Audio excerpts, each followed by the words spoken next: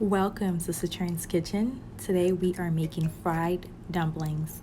All of the ingredients and measurements needed is listed below in the description box. So let's get started. First, you are going to want to sift out a cup of flour. We are sifting the flour twice to simply lighten it so that when you fry your dumplings, it is fluffy in the inside.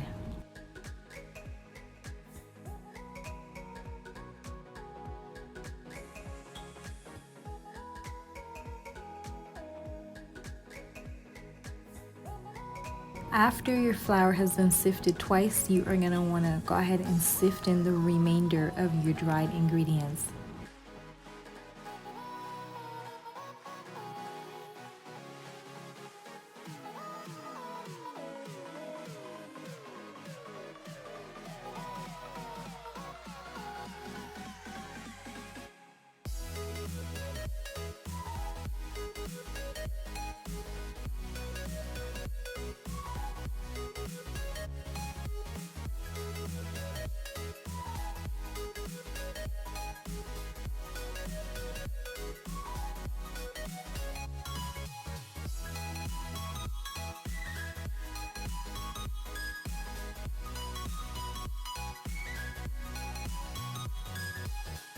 Once all your dried ingredients are sifted in, you are going to transfer in a tablespoon of room temperature butter. I am using salted.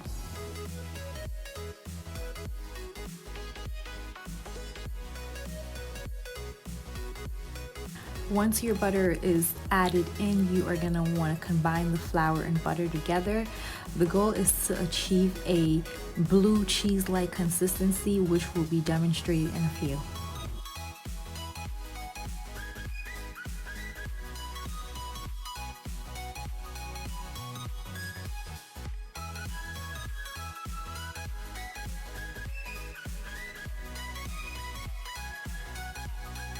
Now that the flour and butter are combined, you are going to slowly add in a 1/4 cup of water.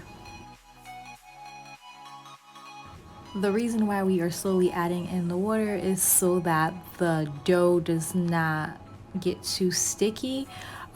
We are trying to achieve a pizza dough-like consistency, so by slowly adding in your water, you can measure, its consistency.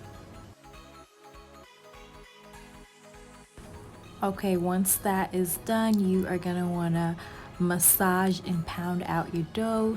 If there are any air bubbles within the dough, this will be a good time to remove it. So just go ahead and give it a nice massage and then allow it to sit at room temperature for about 3 to 4 hours, at minimum 2 hours. For demonstration purposes, I will be using a dough that I prepared earlier on during the day. You are gonna want to coat a flat surface with flour and then transfer your dough directly onto that flat surface. Also coat your hands with some flour so that when you are forming the dough, it does not get stuck to your hands. Form the dough by rolling it in circular motion. Be cautious to not create large dough balls. If it's too large when you are frying, the inside of it will remain raw.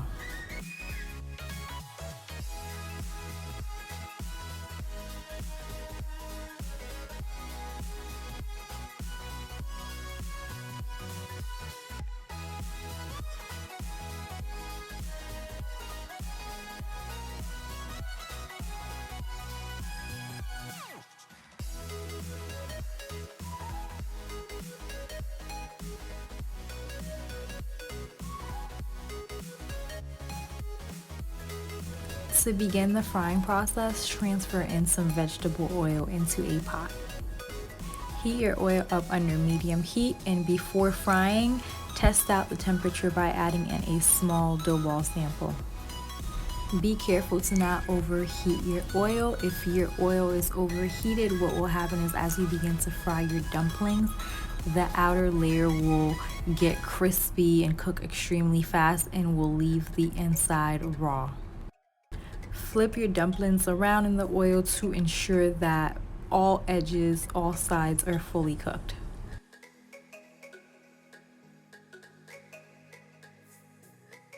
And that is it. So I am gonna pair my dumplings with some ground beef that I had left over from a previous meal. However, you can enjoy your dumplings to your liking. You could sprinkle some sugar if you want it sweet. You could pair it with something savory. Honestly, dumplings are very versatile, so you could have them for breakfast, lunch, dinner, however you choose.